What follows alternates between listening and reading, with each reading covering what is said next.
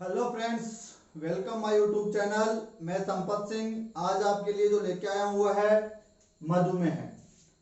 तो आज का जो हमारी जानकारी है वो मधुमेह के बारे में होगी। आजकल की जो दिनचर्या है या हमारी जैसी जो खान पान है या कई सारे जो रीजंस के कारण आजकल कई सारे रोगों से हम घिरे रहते हैं और उसमें से एक आम समस्या है और वो है मधुमेह की प्रॉब्लम। यह समस्या पहले 50 साल के बाद ज्यादा देखी जाती थी, लेकिन आज इस समस्या से हर कोई आयु वर्ग का व्यक्ति इससे ग्रसित है, मतलब इससे परेशान है। और भारत में इसके मामले बहुत ज्यादा है। भारत को कैपिटल ऑफ डायबिटीज भी कहा जाता है, यानी डायबिटीज यानी आपके मधुमेह की राजधानी है। भारत में बहुत ज्यादा मधुमेह के पेशेंट मिलते हैं। अब क्या इनके कारण है, क्यों ये प्रॉब्लम हो जाती है, क्या इसके प्रकार है और क्या इसका इलाज है, इन सभी के बारे में हम इस वीडियो में चर्चा करेंगे। तो चलो शुरू करते हैं मधुमेह के बारे में। अब मधुमेह को आप और किस नाम से जान सकते हो या इसके मार्केट में और क्या क्या नाम प्रचलित है? तो अन्य नाम, तो मधुमेह को इंग्लिश में कहते हैं डायबिटीज। ये नाम आपने कहीं ना कहीं सुना होगा या सुनते रहते हो आप, मधुमेह यानी डायबिटीज। इसको शुगर भी कहते हैं, शुगर की बीमारी या शुगर की प्रॉब्लम। इसके अलावा इसको क्या कहते हैं, इसका पूरा नाम होता है डायबिटीज मेलिटस, यानी इसको डीएम कहते हैं, शॉर्टकट में डीएम।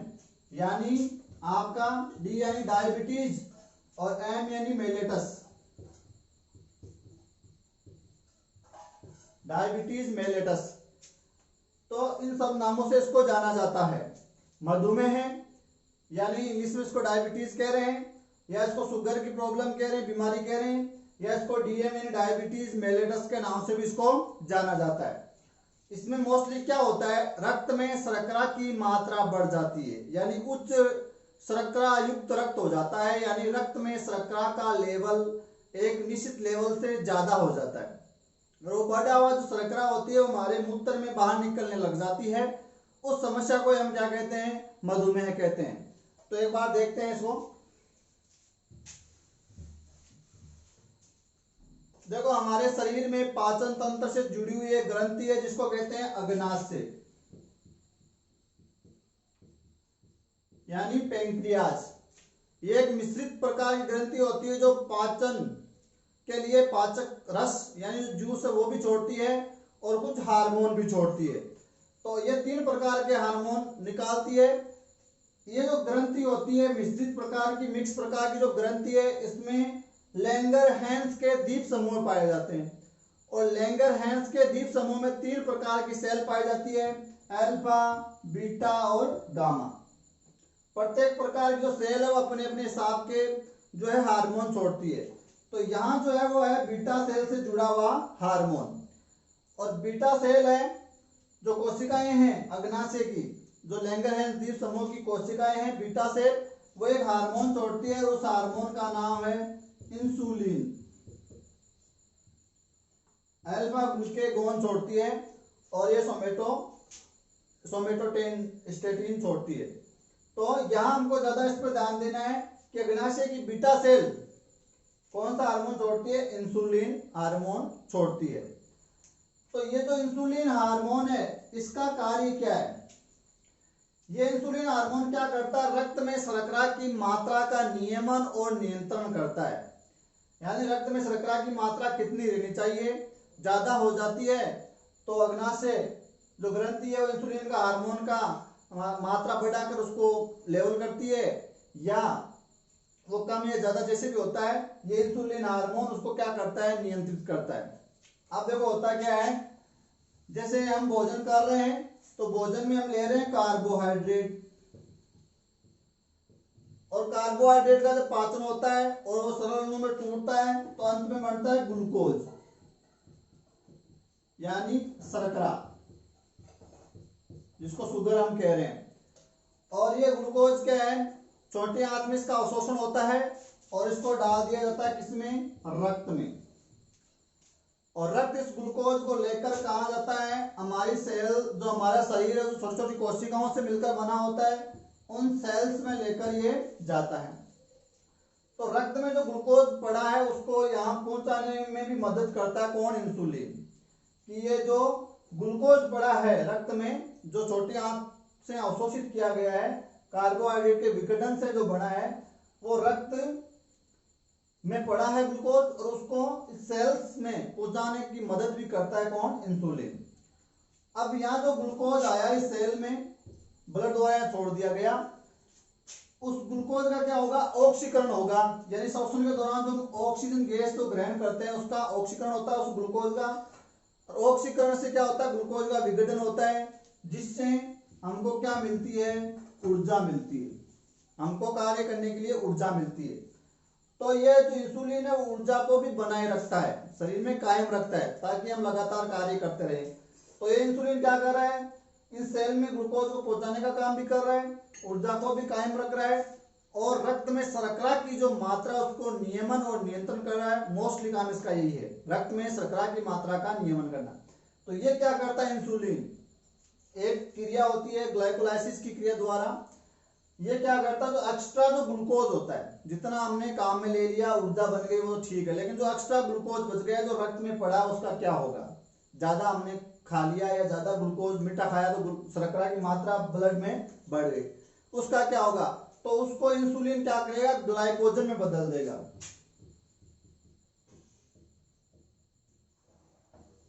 तो ये ग्लूकोज हमारे पास था, उस ग्लूकोज को इंसुलिन ने किस में बदल दिया, ग्लाइकोजन में बदल दिया, और लीवर के पास उसको रिजर्व फूड के रूप में स्टोर कर दिया। तो रक्त में शर्करा की मात्रा का नियमन होगा, नियंत्रण हो गया। तो ये उपापचय जो है कार्बोहाइड्रेट के उपापचय से संबंधित है, और ये रक्त में शर्करा की मात्रा का नियमन कर रहा है। अब क्या हुआ, अगर ग्रंथि में कोई दिक्कत हो गई या बीटा सेल में कोई दिक्कत हो गई, तो किसी भी प्रकार से इंसुलिन हार्मोन की कमी हो जाती है, या इसका सिक्रेशन नहीं होता है, इसका स्त्राव नहीं होता है, बनता नहीं है, तो ये ऐसा नहीं होगा, तो रक्त में तो शर्करा की मात्रा का जो नियमन करने का काम जो इंसुलिन का वो होगा नहीं, और रक्त में शर्करा की मात्रा बढ़ जाएगी, वो प्रॉपर्ली सेल्स तक नहीं पहुंच पाएगी, ऊर्जा नहीं बनेगी, ऊर्जा कायम नहीं रह पाएगी, ग्लाइकोजन में वो नहीं बदल पाएगा, क्योंकि ये काम इंसुलिन कर रहा है। तो रक्त में शर्करा की मात्रा बढ़ जाती है, एक लेवल से ज्यादा हो जाती है, उसी जो वो शर्करा है वो टॉयलेट के साथ बाहर निकल रही है, उसी को हम क्या कहते हैं, मधुमेह कहते हैं, डायबिटीज कहते हैं। तो ये होती है प्रॉब्लम।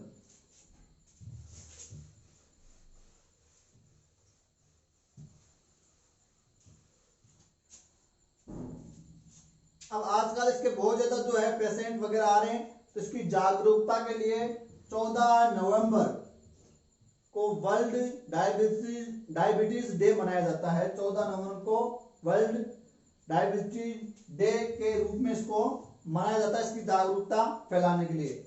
और मधुमेह से ज्यादा पुरुष ग्रसित होते हैं, महिलाएं कम ग्रसित होती है, और पुरुष इससे ज्यादा ग्रसित होते हैं।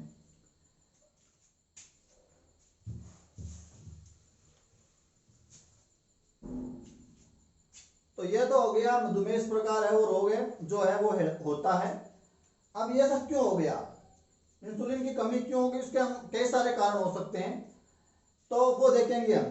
तो यहाँ पहले पढ़ेंगे इंसुलिन के मधुमेह जो रोग है हमारा डायबिटीज, उसके कितने प्रकार हो सकते हैं।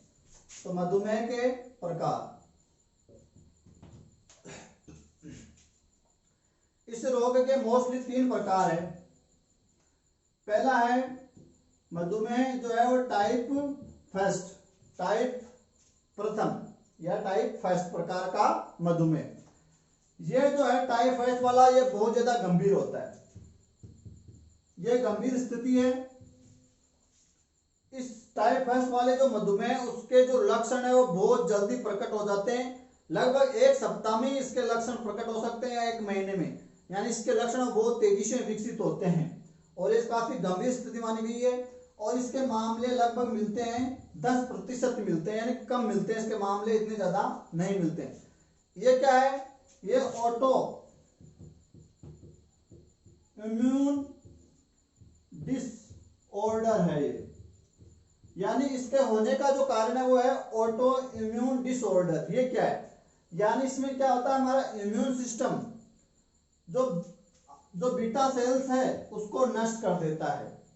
किसी कारण वजह से हमारा जो इम्यून सिस्टम है, सुरक्षा तंत्र जो होता है, ऑटोमेटिकली एक डिसऑर्डर है जिसमें बीटा सेल जो इंसुलिन का सिक्रेशन करते हैं, स्राव करते हैं, उसको बढ़ाते हैं, उस बीटा सेल को ये क्या कर देता है, नष्ट कर देता है या इसमें नष्ट हो जाती है, जिससे क्या होता है, इंसुलिन बनता नहीं है, क्या बहुत ही माइनर मात्रा में बनता है। तो इसमें इंसुलिन बहुत ही कम या बिल्कुल नहीं बनता है। इसलिए इंसुलिन की मात्रा बनाए रखने के लिए व्यक्ति को इंसुलिन के इंजेक्शन लगाए जाते हैं और ये इंजेक्शन उस व्यक्ति को हर दिन हर रोज लेने पड़ते हैं। खाना खाने के पहले हर रोज उसको ये इंजेक्शन इंसुलिन वाला लेना पड़ता है। तो यहाँ क्या हो रहा है, ये ऑटो इम्यून डिसऑर्डर है जिसमें बीटा सेल नष्ट हो गए, जिससे इंसुलिन का सिक्रेशन नहीं हो रहा है, बहुत ही माइनर मात्रा में हो रहा है। इसलिए इंसुलिन का रक्त में मात्रा बनाए रखना के लिए उसको बार बार इंजेक्शन लेना पड़ता है, हर दिन इंजेक्शन लेना पड़ता है, खाना खाने के पहले इंजेक्शन लेना पड़ता है। ये काफी गंभीर माना गया है। इसके लक्षण बहुत तेजी से प्रकट होते हैं, लेकिन इसके मामले 10% ही है, यानी ये कम है। और ये जो टाइप फर्स्ट वाला जो मधुमेह है वो ज्यादातर बच्चों को और जो युवाओं को ज्यादा ग्रसित करता है।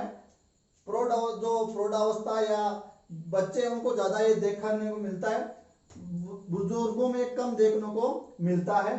तो ये हो गया इसका टाइप फर्स्ट। अब बात करेंगे टाइप 2 मधुमेह। तो ये दूसरा प्रकार है, ये ज्यादा गंभीर नहीं है, उसके 10% मामले मिलते हैं, तो इसके 90% मामले इसी प्रकार के मिलते हैं, मधुमेह टाइप 2 वाले। ये ज्यादा गंभीर भी नहीं माना गया है और इसके लक्षण बहुत धीरे धीरे प्रकट होते हैं और ये धीरे धीरे आने वाली मौत है। यानी इसमें व्यक्ति ज्यादा लापरवाह हो जाता है, ज्यादा ध्यान नहीं देता है और ज्यादातर मामले इसी के मिलते हैं। लक्षण भी बहुत धीरे धीरे प्रकट होते हैं, ज्यादा लक्षण प्रकट भी नहीं होते, नॉर्मल 1-2 लक्षण प्रकट होते हैं। तो रोग को पकड़ने में भी काफी दिक्कत होती है, कई दिनों तक ये समझ में नहीं आता है। और इस रोग से ना मोस्टली जो बुजुर्ग लोग हैं वो ज्यादा इससे ग्रसित होते हैं, 40-50 साल की उम्र के बाद वाले लोग ज्यादा इससे ग्रसित होते हैं। इसमें क्या होता है, जो बीटा सेल है वो इंसुलिन बनाती तो है, लेकिन पर्याप्त मात्रा में नहीं बना पाती है। इंसुलिन के बनने में थोड़ी सी बाधा आ जाती है किसी कारणवश, तो यहाँ पर्याप्त मात्रा में नहीं बन रहे या उस इंसुलिन का सही इस्तेमाल नहीं हो रहा है, यानी सेल्स द्वारा उस इंसुलिन का सही उपयोग या उसकी प्रतिक्रिया सही नहीं मिल पा रही है, रिस्पॉन्स सही नहीं मिल पा रहा है, उसका सही यूज नहीं हो रहा है। इसलिए ये टाइप 2 वाला जो मधुमेह हो जाता है। टाइप 1 वाला का होने का ज्यादा कारण अनुवांशिक माना जाता है, यानी वो अनुवांशिक होता है, वो पीढ़ी दर पीढ़ी चलता ही रहता है मोस्टली। टाइप वैसे ये भी अनुवांशिक रोग तो है, लेकिन टाइप 1 को ज्यादा अनुवांशिक माना गया है और इसको हमारी दिनचर्या या हमारा जो खान पान है उसमें बदलाव या हमारी जो गलत आदतें हैं उनके कारण ये ज्यादा पैदा होता है टाइप 2 वाला, और वो होता है अनुवांशिक के कारण ज्यादा। तो ये हो गया टाइप 2। अब बात करते हैं तीसरा का, और वो है गर्भावधि या गर्भावधि आपका मधुमेह है। तो बात से पता चल रहा है ये मधुमेह पाया जाता है गर्भवती महिलाओं में। तो गर्भ धारण करने के दौरान कई प्रकार के हार्मोनल चेंज होते हैं, जिससे क्या होता है कि इंसुलिन अपना कार्य प्रॉपर्ली नहीं कर पाता है और जो महिला होती है गर्भवती उसमें शुगर की मात्रा या शर्करा की मात्रा उसके ब्लड में बढ़ जाती है, लेकिन डिलीवरी होने के बाद ये ऑटोमेटिक है वो मिट जाता है नॉर्मली। लेकिन बहुत से में उस महिला को टाइप 2 वाला जो मधुमेह है वो होने की संभावना ज्यादा रहती है। तो ये गर्भावधि के दौरान होने वाला डायबिटीज है और ये किसी खान पान से या जो गर्भ में पला बच्चा 9 पाउंड से ज्यादा अगर उसका वजन है या जो हार्मोनल जो चेंज है उसके कारण ये हो जाता है और नॉर्मली डिलीवरी के बाद ये सामान्य हो जाता है। लेकिन टाइप 2 होने का खतरा, मधुमेह जो है वो होने का खतरा इसमें रहता है। तो ये हो गए इसके प्रकार। अब बात करेंगे लक्षणों की। लक्षण क्या नजर आएंगे, किस लक्षणों के आधार पर पहचानोगे कि मधुमेह हो रहा है या होने वाला है या हो गया। तो इसमें 2-4 तो कॉमन से लक्षण है। इसमें व्यक्तियों क्या है कि बार बार पेशाब लगता है, बार बार क्या लगता है, व्यक्ति को पेशाब लगता है क्योंकि रक्त में शर्करा की मात्रा बढ़ गई। तो मूत्र का रंग है वो भी थोड़ा सफेद हो गया ग्लूकोज या उस शर्करा के कारण, और बार बार पेशाब लग रहा है। तो रंग चेंज हो गया, बार बार पेशाब आना, क्योंकि वो जो शुगर है, जो हमारा ग्लूकोज है वो ब्लड के जो हमारा मूत्र है उसके साथ बाहर निकल रहा है, तो बार बार मूत्र त्यागने की समस्या होती है। बार बार अगर टॉयलेट जाने की इच्छा हो रही है तो ये संकेत किसके हैं, डायबिटीज के। दूसरा, व्यक्ति को बार बार बहुत ज्यादा भूख लगती है, क्योंकि ग्लूकोज से हमको ऊर्जा मिलती है, और ऊर्जा जब ये ग्लूकोज सेल्स में जाएगा, जब उसका ऑक्सीकरण होगा तब हमको ऊर्जा मिलेगी, और तब हमारा इंसुलिन उसको अगर प्रॉपर्ली बन रहा तो उसको ऊर्जा को कायम रख पाएगा। लेकिन ऐसा हो नहीं रहा है, ग्लूकोज तो टॉयलेट में बाहर निकल रहा है, तो व्यक्ति को बार बार क्या लगती है, भूख लगती है। नंबर 3, व्यक्ति को बार बार क्या लगता है, प्यास लगती है, यानी इसमें अनियमित तरीके से प्यास लगती है, उसका गला सूखा सूखा रहता है, मुंह सूखा सूखा सा फील होता रहता है हर समय। तो व्यक्ति को हद से ज्यादा प्यास लगना, बार बार भूख लगना और बार बार पेशाब लगना, ये तीनों लक्षण किसके हैं, मधुमेह के। इसके अलावा अगर शरीर में कहीं चोट लग गई है, जख्म लग गया है, कोई कट लग गया है, तो घाव भरने में काफी ज्यादा वक्त लगता है, तो घाव जल्दी से नहीं भर रहे हैं तो वो मधुमेह के संकेत हो सकते हैं। नंबर 5, इसमें मधुमेह में रेटिना क्षतिग्रस्त हो सकता है, जो हमारे आंख का भाग होता है। तो रेटिना क्षतिग्रस्त होने से यहाँ क्या है कि दृष्टि है वो धुंधली हो जाती है, अस्पष्ट हो जाती है, देखने में दिक्कत होती है। तो यहाँ दृष्टि क्या हो जाती है, धुंधली होने लग जाती है, दिखने में दिक्कत होने लग जाती है। नेक्स्ट की मैं बात करूं तो व्यक्ति को मतलब बहुत ज्यादा कमजोरी महसूस होती है, थकान हो जाती है, थोड़ा सा काम करना या न करने के बाद भी व्यक्ति को क्या है, मतलब कमजोरी महसूस होती रहती है, थकान महसूस होती रहती है। क्यों, क्योंकि ग्लूकोज का सही तरीके से ऑक्सीकरण नहीं हो पा रहा है, वो टॉयलेट में निकल रहा है, तो व्यक्ति को थकान बनी रहती है, कमजोरी महसूस होती है।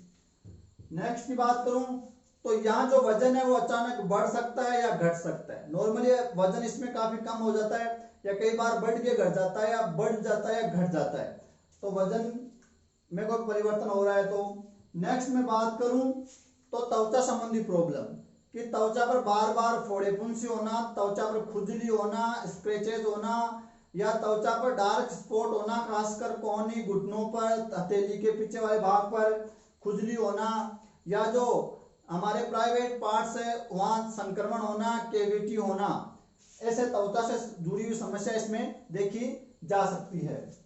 नेक्स्ट की बात करूं मैं तो व्यक्ति को चक्कर आते रहते हैं, क्योंकि कमजोरी बनी रहती है तो व्यक्ति को चक्कर आ सकता है।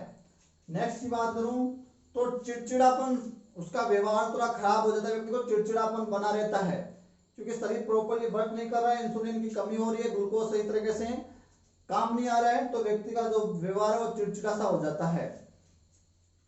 नेक्स्ट की बात करूं तो शरीर में लगातार दर्द बना रह सकता है, तो ये भी हो सकता है। नेक्स्ट बात करें लक्षणों की तो हाथ और पैरों में झुंझुनाहट रहती है, हाथ पैरों में झुंझुनाहट रहती है, ऐसा लगता है कोई गुदगुदी कर रहा है, ऐसे गुदगुदी जैसा महसूस होता है। कभी कभी हाथ पैरों में वो सुन भी आ जाती है, तो सुन आना या गुदगुदी जैसा महसूस होना या झंझनाहट रहना भी इसके लक्षण हो सकते हैं। नेक्स्ट की मैं बात करूं तो जो पुरुष है उसमें यौन संबंधी प्रॉब्लम होना, तो सेक्सुअल कुछ प्रॉब्लम्स इसमें होने लग जाती है पुरुषों में, तो ये भी इसके लक्षण हो सकते हैं। तो इतने बहुत सारे लक्षणों के आधार पर इसको हम पहचान सकते हैं। मोस्टली ये जो 3-4 लक्षण हैं ये नॉर्मली पाए जाते हैं, और टाइप फर्स्ट वाला हो चाहे टाइप 2 वाला, दोनों में लक्षण लगभग सेम से ही होते हैं, कोई ज्यादा फर्क नहीं होता है। इसके अलावा हृदय की धड़कन है वो बढ़ जाती है, हार्ट बीट भी इसमें ज्यादा रहती है।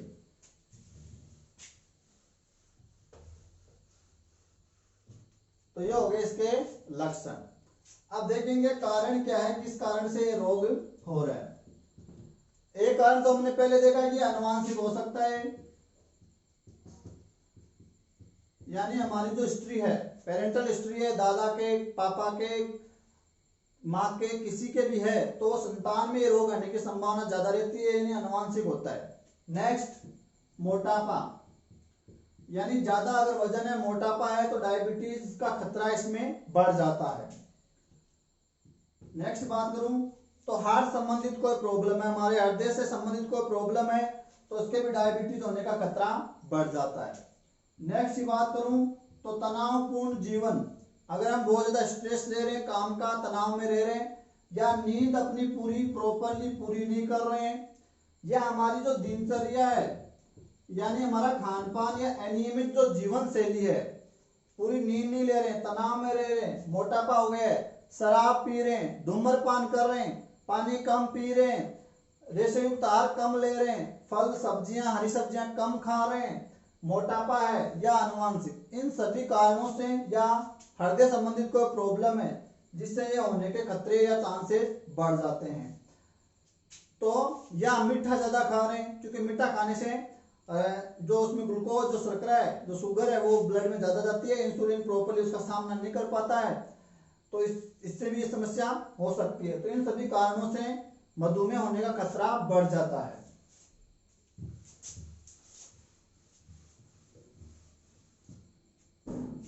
नेक्स्ट बात करें इसके बचाव के उपाय।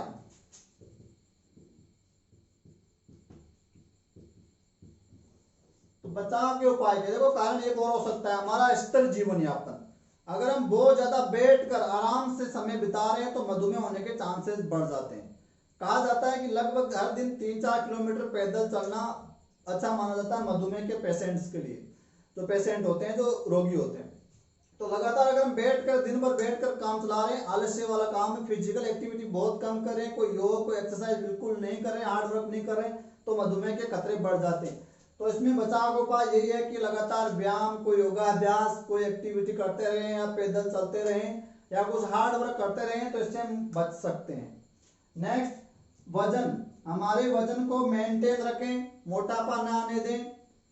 नेक्स्ट, इसकी क्या करवाएं, जांच, समय समय पर डॉक्टर को जाकर इसकी जांच करवाते रहें, हमारे शुगर का जो लेवल है उसको चेक करवाते रहें। अगर ऐसा कोई खतरा मंडरा रहा है तो पहले से एक्टिव हो जाएं। ज्यादा से ज्यादा पानी पिए, रेशे युक्त आहार ज्यादा से ज्यादा लें, शराब और जो धूम्रपान है उससे टाटा बाय बाय कह दें। चाय वगैरह कम पिए क्योंकि इसमें मीठा होता है, उसकी जगह ग्रीन टी या हर्बल टी वगैरह पीनी चाहिए, तो वो उनसे टाटा बाय कह दिया जाए। या जो कोल्ड ड्रिंक्स वगैरह उसमें भी शर्करा की मात्रा ज्यादा होती है, उसको नहीं पीना चाहिए। और साथ में कोई केक है, पेस्ट्री है, या कोई मीठे फल है वो कम खाने चाहिए। और खट्टे पदार्थ जैसे आंवला वगैरह इसमें अच्छा रहता है, जामुन है वो आप इसमें खा सकते हो, अंगूर है। तो ऐसे करके हम इसके बचाव के कुछ उपाय कर सकते हैं। और अनुवांशिक जो है वो तो है, उसका तो कोई इलाज है नहीं, क्योंकि जीनों में गड़बड़ी के कारण होता है, तो वैसे तो हम उसको रोक नहीं सकते, लेकिन कुछ बचाव के उपाय यहाँ हम कर सकते हैं। धूम्रपान वगैरह, शराब वगैरह से दूर रहें, चाय से दूर रहें या कम पिए, शारीरिक एक्टिविटी ज्यादा करें, तनाव नहीं लें, पूरी नींद लें, अच्छा भोजन लें, दिनचर्या को अच्छी रखें, समय पर मतलब उठें, एक्सरसाइज वगैरह करें, दौड़ें, पैदल चलें, हर समय जो है वो हमको साधन की सहायता नहीं लेनी चाहिए, कुछ हार्ड वर्क करते रहना चाहिए। तो ऐसे करके हम इससे बच सकते हैं। बात करें इसकी लेवल कितना होना चाहिए,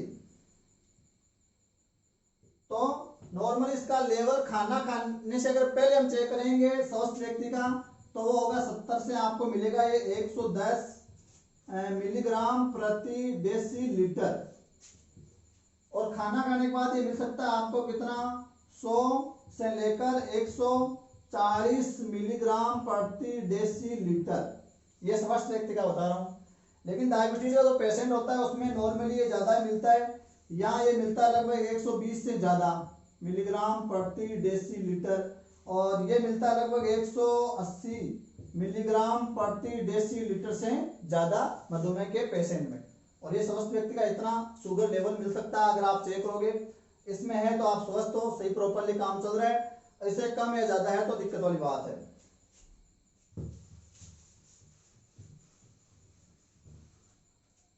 अब बात करेंगे इलाज की।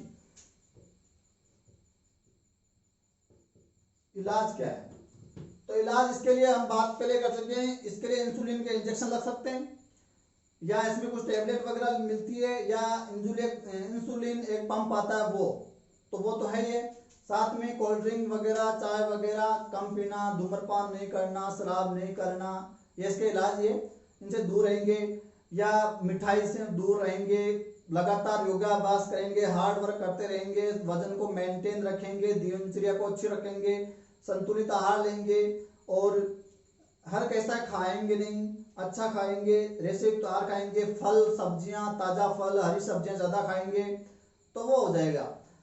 अब बात करें घरेलू इलाज की कि घर पर इसके क्या इलाज कर सकते हैं, तो इसमें करेला का जूस बहुत अच्छा माना गया है इसमें। तो करेले का जूस निकालकर उसमें नींबू, काली मिर्च डालकर नमक, तो इसमें आप नमक प्लस काली मिर्च का पाउडर और नींबू मिलाकर इस जूस में आप पी सकते हो, तो इसमें फायदा मिलता है।